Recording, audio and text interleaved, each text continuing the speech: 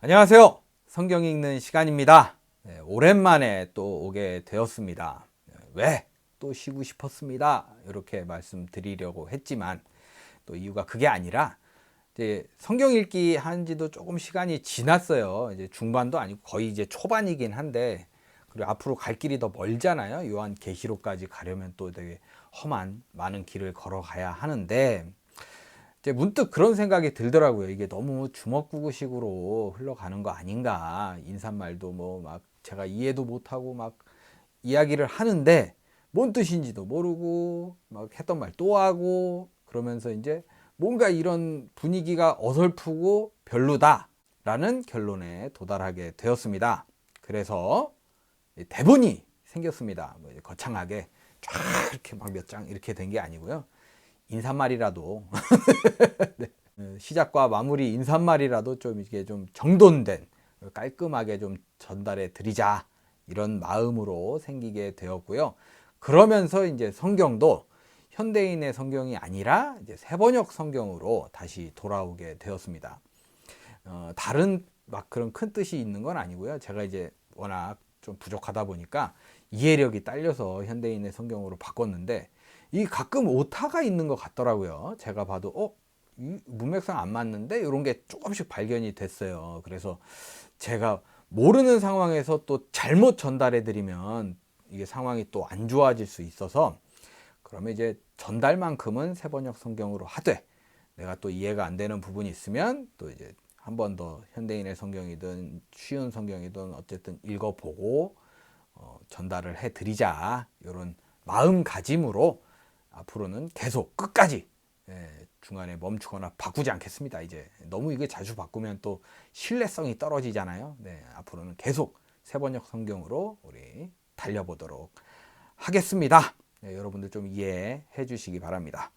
자, 그러면 이제 새롭게 시작하는 마음으로 오늘 사무엘하 1장부터 3장까지 한번 읽어 보겠습니다. 네, 사무엘상 이제 거의 막바지 부분에서 이제 죽게 되잖아요.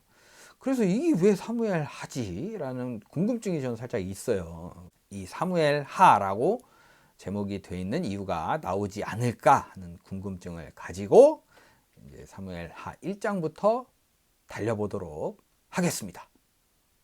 네, 먼저 이제 사무엘하 1장입니다. 새번역 성경이에요. 한번 달려보도록 하겠습니다. 사울이 죽은 뒤에 다윗이 아말렉을 치고 시글락으로 돌아와서 이틀을 지냈다. 사흘째 되던 날 한 젊은 사람이 사울의 진에서 왔다. 그는 옷을 찢고 머리에 흙을 뒤집어 써서 애도의 표시를 하고 있었다. 이 옷을 찢고 머리에 흙을 뒤집어 쓰네요. 그가 다윗에게 와서 땅에 엎드려서 절을 하니 다윗이 그에게 물었다. 너는 어디서 왔느냐? 그가 다윗에게 대답하였다. 저는 이스라엘 진에서 가까스로 살아서 빠져나왔습니다. 다윗이 그에게 다시 물었다. 무슨 일이 일어났는지 어서 나에게 알려라. 그가 대답하였다. 우리의 군인들이 싸움터에서 달아나기도 하였고 또 그 군인들 가운데는 쓰러져 죽은 사람도 많습니다. 사울 임금님과 요나단 왕자께서도 전사하셨습니다. 이때 이제 전사 소식을 듣네요. 하긴 뭐 다윗도 이제 정신 없었잖아요. 막 난리가 났었잖아요. 그거 이제 수습하고 왔는데 이제 슬픈 소식을 듣게 되었습니다. 다윗이 자기에게 소식을 전하는 그 젊은이에게 다그쳐 물었다. 사울 임금님과 요나단 왕자께서 전사한 줄을 내가 어떻게 알았느냐? 다윗에게 소식을 전하는 젊은이가 설명하였다. 제가 우연히 길보아 산에 올라갔다가 사울 임금님이 창으로 몸을 버티고 서 계신 것을 보았습니다. 그때에 적의 병거와 기병대가 그에게 바짝 다가오고 있었습니다. 이런 일이 있었죠, 실제로. 사울 임금님이 뒤로 고개를 돌리시다가 저를 보시고서 저를 부르셨습니다. 그래서 제가 왜 그러시느냐고 여쭈었더니 저더러 누구냐고 물으셨습니다. 아말렉 사람이라고 말씀드렸더니 사울 임금님이 저더러 어서 나를 죽여다오. 아직 목숨이 붙어있기는 하나 괴로워서 견딜 수가 없다 하고 말씀하셨습니다. 네, 맞아요. 이렇게 죽여달라고 했죠.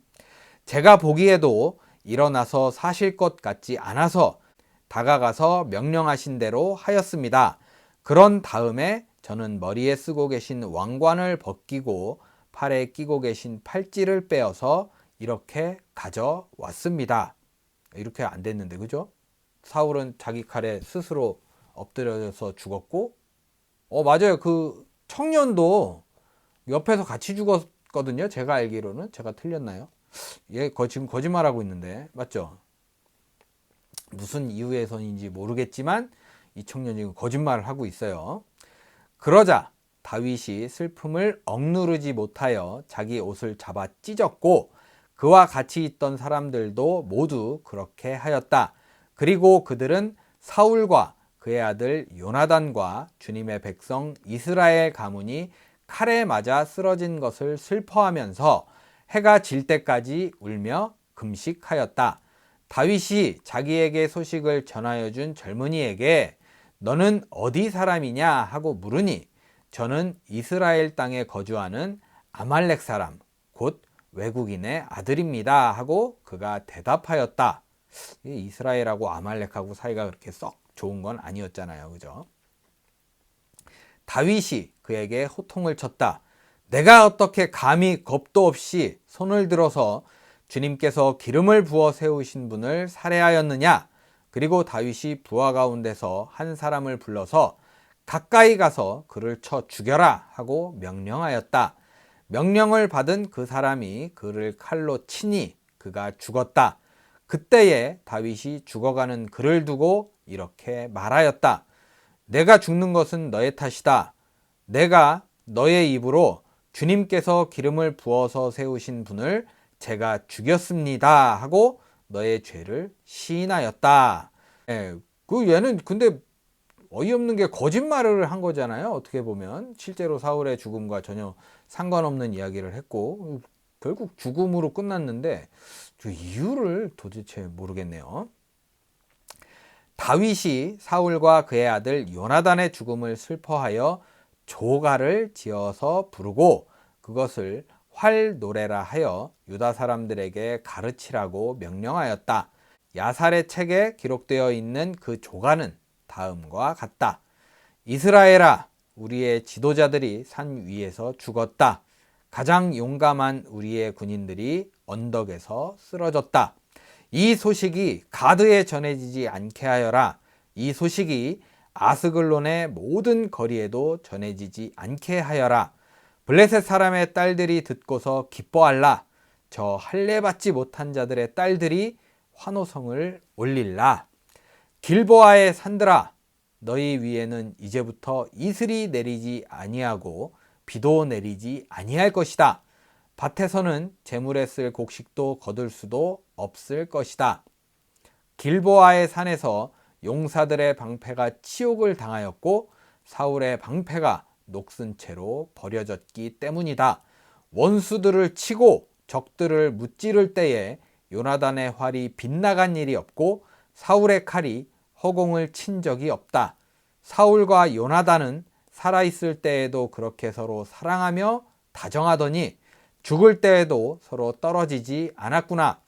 독수리보다도 더 재빠르고 사자보다도 더 힘이 세더니. 참 슬퍼하는 내용인 것 같아요. 이스라엘의 딸들아, 너희에게 울긋불긋 화려한 옷을 입혀주고 너희 옷에 금장식을 달아주던 사울을 애도하며 울어라. 아, 용사들이 전쟁에서 쓰러져 죽었구나. 요나단, 어쩌다가 산 위에서 죽어 있는가?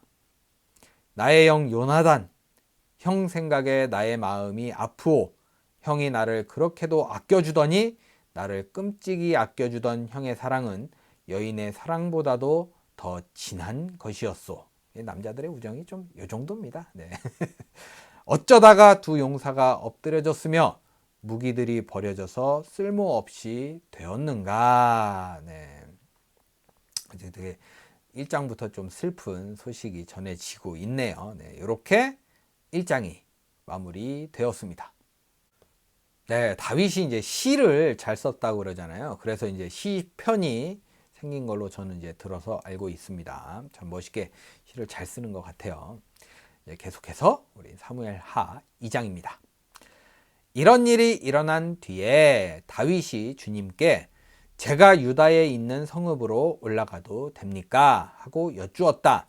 주님께서 그에게 올라가라고 하셨다. 다윗이 다시 여쭈었다. 어느 성읍으로 올라가야 합니까? 주님께서 헤브론으로 올라가라고 알려주셨다. 그리하여 다윗이 그곳으로 올라갔고 그의 두 아내 이스라엘 여인 아히노암과 갈멜 사람 나발의 아내였던 아비가일도 함께 올라갔다. 다윗은 자기 부하들과 그들의 온 가족을 데리고 함께 올라가서 헤브론의 여러 성읍에서 살도록 하였다. 유다 사람들이 찾아와서 그곳에서 다윗에게 기름을 부어서 유다 사람의 왕으로 삼았다. 좀 다윗치고는 좀 소박하게 왕이 됐네요. 네. 사울을 장사 지낸 사람들이 길르앗의 야베스 사람들이라는 소식이 다윗에게 전해지니 다윗이 길르앗의 야베스 주민에게 사절을 보내어서 그들에게 이와 같이 전하였다. 야베스 주민 여러분이 사울 왕의 장례를 잘 치러서 왕에게 의리를 지켰으니 주님께서 여러분에게 복을 주시기 바랍니다. 그렇죠. 어떻게 보면 목숨 걸고 이렇게 좀 조심히 가서 이렇게 장사를 지낸 거잖아요. 칭찬받아 마땅합니다. 네. 여러분이 그러한 일을 하였으니 이제는 주님께서 여러분을 친절과 성실로 대하여 주시기를 바랍니다. 나도 여러분을 잘 대접하겠습니다. 비록 여러분의 왕 사울 임금님은 세상을 떠나셨으나 유다 사람이 나에게 기름을 부어서 왕으로 삼았으니 여러분은 이제 낙심하지 말고 용기를 내기를 바랍니다. 넬의 아들 아브넬은 사울의 군대 사령관인데 그가 사울의 아들 이스보셋을 데리고 마하나임으로 건너갔다. 거기에서 그는 이스보셋을 왕으로 삼아서 길르앗과 아술과 이스르엘과 에브라임과 베냐민과 온 이스라엘을 다스리게 하였다. 사울의 아들 이스보셋은 이스라엘의 왕이 될 때 40살이었다. 그는 2해 동안 다스렸다. 유다 족속은 다윗을 따랐는데 저 이스보셋은 처음 들어보는 것 같아요. 네, 당황스럽네요. 이제 사울 다음 무조건 다윗이라고 생각했는데 이스보셋이 있었어요. 어떻게 전개가 될지 보겠습니다. 다윗이 유다 족속의 왕으로 헤브론에서 다스린 기간은 7해 6달이다. 어느 날 넬의 아들 아브넬이 사울의 아들 이스보셋의 부하들을 거느리고 마하나임을 떠나 기브온으로 갔다. 스루야의 아들 요압도 다윗의 부하들을 거느리고 나서서 두 장군이 기브온 연못을 사이에 두고 서로 맞붙게 되었다. 한편은 연못의 이쪽에 또 한편은 연못의 저쪽에 진을 쳤다. 둘이 지금 싸우겠다는 거잖아요. 같은 민족끼리. 좀 어이가 없네요. 그때 아브넬이 요압에게 이런 제안을 하였다. 젊은이들을 내세워서 우리 앞에서 겨루게 합시다. 요압도 그렇게 하자고 찬성하였다. 이게 이제 전쟁의 실태거든요. 네. 나이 많은 사람들이 나서서 전쟁하자고 해놓고 희생되는 건 젊은 사람들밖에 없는 거예요. 이 전쟁이 이래서 안 좋은 겁니다. 예. 괜히 민간인들만 죽어나가고 전쟁이 진짜 나쁜 것 같아요. 이렇게 봐도. 네. 젊은이들이 일어나서 일정한 수대로 나아갔는데 사울의 아들 이스보셋 쪽에서는 베냐민 사람 12명이 나왔고 다윗의 부하들 가운데서도 12명이 나왔다. 그들은 서로 상대편 사람의 머리카락을 거머쥐고 똑같이 상대편 사람의 옆구리를 칼로 찔러서 모두 함께 쓰러져 죽었다. 그래서 기브온에 있는 그곳을 헬갓 하수림 곧 칼의 벌판이라고 부른다. 네, 참 이름은 좀 멋있게 생각이 되는데 좀 슬프네요. 네, 다 젊은 사람들만 이렇게 희생이 되는 거잖아요. 그날의 싸움은 가장 치열하게 번져 나갔고 결국 아브넬이 거느린 이스라엘 군대가 다윗의 군대에게 졌다. 마침 그곳에는 스루야의 세 아들 요압과 아비새와 아사헬이 있었는데 아사헬은 들에 사는 노루처럼 다름박질을 잘하였다. 아사헬이 아브넬을 뒤쫓기 시작하여 오른쪽으로나 왼쪽으로 빗나가지 아니하고 아브넬만을 바짝 뒤쫓았다. 아브넬이 뒤를 돌아보면서 아사헬 바로 너였구나 하고 말하니 아사헬이 그래 바로 나다 하고 말하였다. 추격전이 시작됩니다. 그러자 아브넬이 그를 타일렀다. 나를 그만 뒤쫓고 돌아서서 가거라. 여기 나의 좌우에 있는 젊은이나 한 사람을 붙잡아서 그의 군복을 벗겨가지고 가거라. 이것도 젊은 사람이잖아요. 희생되는 게 참 웃겨요. 그러나 아사헬은 그가 뒤쫓던 길에서 물러가려고 하지 않았다. 아브넬이 다시 한번 아사헬을 타일렀다. 너는 나를 그만 뒤쫓고 물러가거라. 내가 너를 쳐 죽여서 너를 땅바닥에 쓰러뜨려야 할 까닭이 없지 않느냐. 내가 너를 죽이고 어떻게 너의 형 요압을 보겠느냐. 그런데도 아사헬이 물러가기를 거절하니 아브넬이 창끝으로 아사헬의 배를 찔렀다. 창이 그의 등을 뚫고 나왔으며 그는 그 자리에서 쓰러져 죽었다. 아사헬을 따르던 사람들이 그가 쓰러진 곳에 이르러서 모두 멈추어 섰다. 그러니까 오지 말랬을 때 안 오면 되는데 굳이 이렇게 또 와가지고 죽음을 맞이하게 되네요. 그러나 나머지 두 형제 요압과 아비새는 아브넬을 계속 뒤쫓았다. 죽으려고 또 좀 하지 말라, 오지 말라면 안 왔으면 좋겠는데. 그들이 기브온 광야로 들어가는 길가에 기아 건너쪽에 있는 암마 언덕에 이르렀을 때에 날이 저물었다. 그때에 아브넬을 따르는 베냐민 족속의 군인들은 언덕 위에서 아브넬을 호위하고 버티었다. 거기에서 아브넬이 요압에게 휴전을 제의하였다. 아브넬이 자꾸 그게 싸우는 거 싫어하는 느낌이에요. 우리가 언제까지 이렇게 싸워야 하겠소? 이렇게 싸우다가는 마침내 우리 둘 다 비참하게 망하고 말지 않겠소? 우리가 얼마나 더 기다려야 장군이 장군의 부하들에게 동족을 추격하지 말고 돌아가라고 명령하겠소? 요압이 대답하였다. 하나님의 살아계심을 두고 맹세하오. 장군이 이런 제안을 하지 않으셨으면 내 군대가 내일 아침까지 추격을 해서 장군을 잡았을 것이오. 요압이 나팔을 부니 모든 군인이 멈추어 섰다. 그들은 더 이상 이스라엘을 추격하지 않고 더 이상 그들과 싸우지 않았다. 아브넬과 그의 부하들이 그날 밤이 새도록 아라바를 지나갔다. 그들은 요단강을 건너고 비드론 온 땅을 거쳐서 마하나임에 이르렀다. 요압도 아브넬을 뒤쫓던 길에서 돌아와서 군인들을 점호하여 보니 다윗의 부하 가운데서 19명이 없고 아사헬도 없었다. 그러나 다윗의 부하들은 아브넬의 부하 가운데서 베냐민과 아브넬 군인을 360명이나 쳐 죽였다.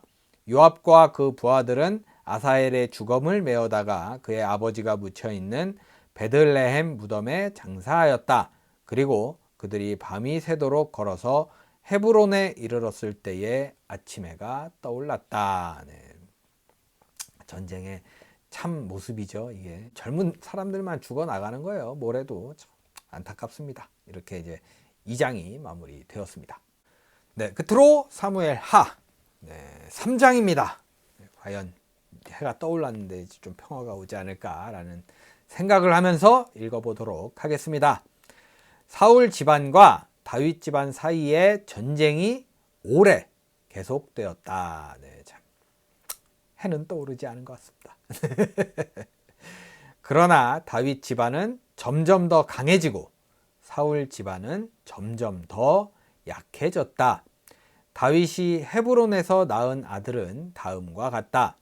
맏아들은 이스라엘 여인 아히노암에게서 태어난 암논이고, 둘째 아들은 갈멜 사람 나발의 아내였던 아비가일에게서 태어난 길르압이고, 셋째 아들은 그술왕 달메의 딸 마아가에게서 태어난 압살롬이고, 넷째 아들은 학깃에게서 태어난 아도니아이고, 다섯째 아들은 아비달에게서 태어난 스바대아이고 여섯째 아들은 다윗의 아내 에글라에게서 태어난 이드르암이다. 이들이 다윗이 헤브론에서 살 때에 낳은 아들이다. 신기한 건 이제 엄마들이 다 틀리네요. 아들이 있는데, 이러면 이제 나중에 상황이 굉장히 이렇게 좋은 쪽으로 흘러가지 않는데 좀 안타까움이 있습니다. 사울 집안과 다윗 집안 사이에 전쟁이 계속되는 동안에 사울 집안에서는 아브넬이 점점 더 세력을 잡았다. 다윗은 이 전쟁통에서도 이제 아이를 많이 낳았어요. 사울의 후궁 가운데 리스바라는 여인이 있는데 아야의 딸이었다. 이스보셋이 아브넬에게 장군은 어찌하여 나의 아버지의 후궁을 범하였소? 하고 꾸짖었다. 그러자 아브넬이 이스보셋의 말에 몹시 화를 내면서 대답하였다.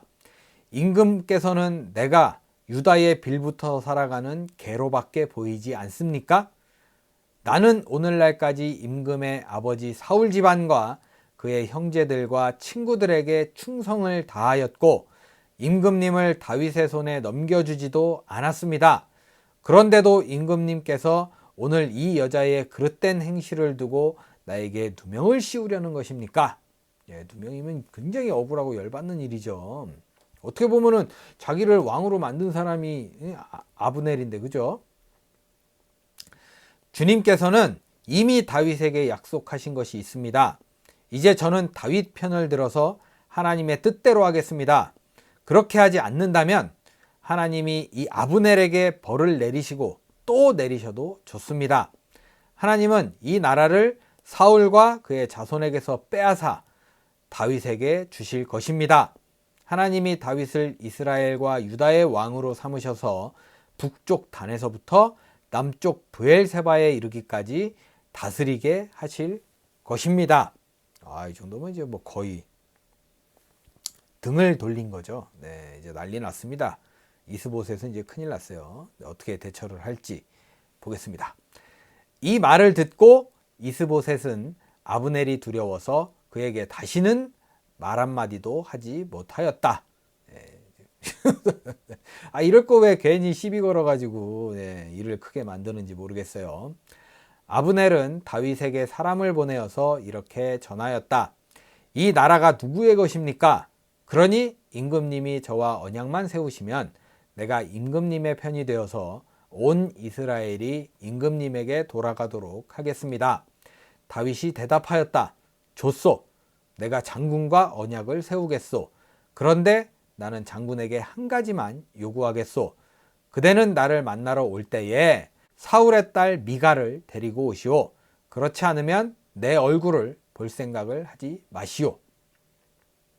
그러고 보니까 이제 미갈을 입고 있었네요. 이제 강제로 시집을 가게 됐잖아요. 딴 사람한테. 원래 이제 다윗의 아내였는데 참 미갈 참. 다윗은 그래도 좀 그 아이들도 6명 낳고 이제 어떻게 보면 이제 아내들이 많은데도 미갈이 그리웠나 봐요. 미갈을 꼭 데려오라고 얘기를 합니다. 그런 다음에 다윗은 사울의 아들 이스보셋에게 사람을 보내어서 이렇게 전하였다. 나의 아내 미갈을 돌려주시오. 미갈은 내가 블레셋 사람의 포피 100개를 바치고 맞은 아내요. 그러자 이스보셋이 사람을 보내어서 미갈을 그의 남편인 라이스의 아들 발디엘에게서 빼앗아 오도록 하였다. 이게 발디엘은 어떻게 뭐 날벼락 맞는 거예요. 아내랑 나름 잘 살고 있었을 텐데. 그때에 그 여인의 남편은 계속 울면서 바후림까지 자기 아내를 따라왔는데 아브넬이 그에게 당신은 그만 돌아가시오 하고 말하니 그가 돌아갔다. 참 뭔가 좀 그러네요, 느낌이. 아브넬이 이스라엘의 장로들과 상의하였다. 여러분은 이미 전부터 다윗을 여러분의 왕으로 모시려고 애를 썼습니다. 이제 기회가 왔습니다. 주님께서 이미 다윗을 두고 내가 나의 종 다윗을 시켜서 나의 백성 이스라엘을 블레셋 사람의 지배와 모든 원수의 지배에서 구하여 내겠다 하고 약속하여 주셨기 때문입니다.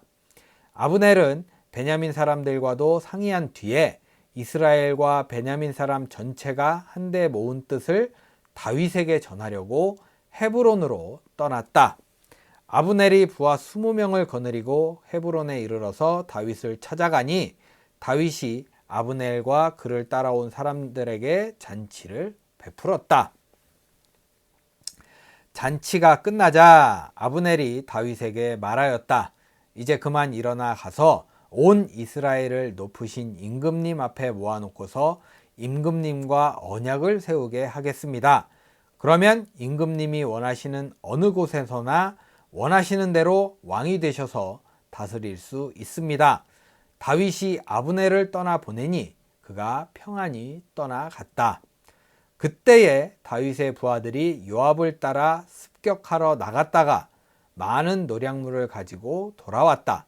그러나 아브넬은 그때에 다윗과 함께 헤브론에 있지 않았다. 다윗이 이미 그를 보내어서 그가 무사하게 그곳을 떠나갔기 때문이다. 또 이런 이제 다윗이 이런 거 잘하는 것 같아요. 요압이 함께 데리고 나갔던 군인들을 모두 데리고 돌아오자 누군가 그에게 알려주었다. 꼭 이렇게 알리는 인간들이 있어요. 넬의 아들 아브넬이 임금님을 찾아왔는데 임금님이 그를 그냥 보내셔서 그가 무사하게 이곳을 떠나갔습니다. 이 말을 듣고 요압이 곧바로 왕에게로 가서 항의하였다. 임금님이 어찌하여 이렇게 하실 수 있습니까? 아브넬이 임금님께 왔는데 임금님은 어찌하여 그를 그냥 보내어서 가게 하셨습니까? 넬의 아들 아브넬은 임금님께서 잘 아시다시피 임금님을 속이려고 온 것이며 임금님이 드나드는 것을 살피고 임금님이 하고 계시는 일도 모조리 알려고 온 것입니다. 이제 스파이라 이거죠. 요압은 다윗에게 물러나오자마자 사람들을 보내어서 아브넬을 뒤쫓게 하였다. 그들은 시라 우물이 있는 곳에서 그를 붙잡아서 데리고 돌아왔다. 그러나 다윗은 그 일을 전혀 몰랐다. 아브넬이 헤브론으로 돌아오니 요압이 그와 조용히 이야기하려는 듯이 성문 안으로 그를 데리고 들어갔다. 요압은 거기에서 동생 아사엘의 원수를 갚으려고 아브넬의 배를 찔러서 죽였다. 다윗이 그 소식을 듣고서 외쳤다. 넬의 아들 아브넬이 암살을 당하였으나 나와 나의 나라는 주님 앞에 아무 죄가 없다. 오직 그 죄는 요압의 머리와 그 아버지의 온 집안으로 돌아갈 것이다. 앞으로 요압의 집안에서는 고름을 흘리는 병자와 나병 환자와 지팡이를 짚고 다니는 다리 저는 사람과 칼을 맞아 죽는 자들과 굶어 죽는 사람이 끊어지지 않을 것이다. 요압과 그의 동생 아비새가 아브넬을 죽인 것은 아브넬이 그의 동생 아사엘을 기브온 전투에서 죽였기 때문이다. 원수를 갚은 거죠. 다윗은 요압을 비롯하여 자기와 함께 있는 온 백성에게 명령하였다. 백성은 옷을 찢고 허리에 굵은 베옷을 두른 뒤에 아브넬의 상여 앞에서 걸어가면서 애도하여라. 그리고 다윗 왕도 몸소 상여를 뒤따라갔다. 백성이 아브넬을 헤브론에 장사 지내니 다윗 왕이 아브넬의 무덤 앞에서 목 놓아 울었고 온 백성도 울었다. 다윗 왕은 아브넬을 두고 이렇게 조가를 지어 불렀다. 어찌하여 어리석은 사람이 죽듯이 그렇게 아브넬이 죽었는가? 그의 손이 묶이지도 않았고 발이 쇠고랑에 채이지도 않았는데 악한들에게 잡혀 죽듯이 그렇게 쓰러져 죽었는가? 그러자 온 백성이 아브넬의 죽음을 슬퍼하며 다시 한번 울었다. 좀 보면은 조가에서도 보이듯이 아브넬이 좀 이제 평화를 그 전에서도 계속 쫓아오지 마라. 막 죽인 이유도 너무 쫓아오니까 이렇게 되고 막 이런 거잖아요. 느낌상 이제 아브넬은 좀 평화를 원한 건 아닌가 그런 생각이 드네요. 네. 날이 아직 채 저물지 않았을 때에 온 백성이 다윗에게 와서 음식을 들도록 권하니 다윗이 맹세하였다. 오늘 해가 지기 전에 내가 빵이나 그 어떤 것을 맛이라도 보면 하나님이 나에게 어떤 벌을 내리셔도 마땅하다. 온 백성이 그것을 보고서 그를 좋게 여겼다. 다윗 왕이 무엇을 하든지 온 백성이 마음에 좋게 받아들였다. 참 이게 사람 마음을 이렇게 산다는 게 쉬운 게 아닌데 다윗은 참 좋은 사람이지 않았나라는 생각이 드네요. 그때야 비로소 넬의 아들 아브넬을 죽인 것이 왕에게서 비롯된 일이 아님을 온 백성과 온 이스라엘이 깨달아 알았다. 그런 다음에 왕은 신복들에게 말하였다. 그대들이 아는 대로 오늘 이스라엘에서 훌륭한 장군이 죽었소. 스루야의 아들들이 나보다 더 강하니 비록 내가 기름 부음을 받은 왕이라고 하지만 보다시피 이렇게 약하오. 그러므로 이런 악을 저지른 사람에게 주님께서 그 죄악에 따라 갚아주시기만 바랄 뿐이요. 네, 이렇게 이제 뭐 자기가 이제 힘이 좀 아직까지는 약하니까 주님께서 갚아주실 거다 이렇게 얘기를 하면서 3장이 마무리가 되었습니다. 네, 오늘 사무엘하 1장부터 3장까지 모두 읽어봤습니다. 저는 처음 보는 이야기예요. 저 이게 다 잘려가지고 그냥 사울이 죽고 다윗이 왕이 됐다 이걸로 저는 끝인 줄 알았는데 그 사이에 굉장히 많은 일들이 또 벌어지고 일어나고 있었네요. 네, 앞으로 사무엘하가 어떻게 전개가 될지가 참 궁금해지는 부분입니다.